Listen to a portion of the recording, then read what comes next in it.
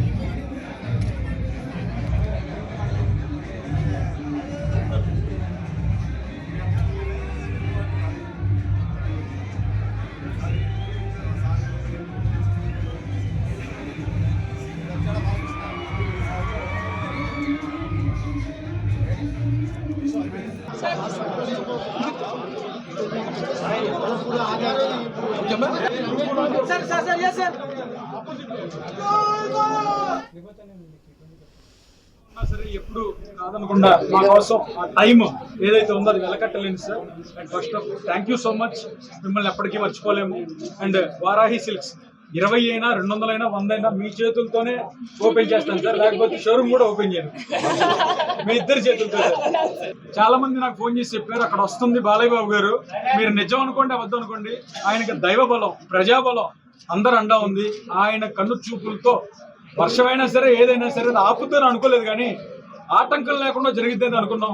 నిజంగా ఎవరి అదృష్టమో ఏం పూజలో సార్ పూజ ఫలాలు మాకు వచ్చిన అనుకోవాలో ఈ రోజు చుక్క వర్షం లేకుండా ప్రస్తుతానికి అలా ఓపెన్ చేయడం నాకు చాలా ఆనందంగా ఉంది.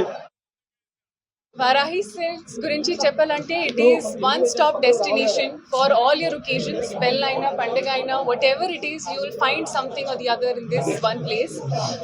Like sir said, quality, designs, anni qualities, and also the affordability of the price. Adi మొత్తం one stop destination meeku, so you will find the best, never have to go anywhere else. Adi akkada ravali ikkada you have to go, so this is one place where you can find everything.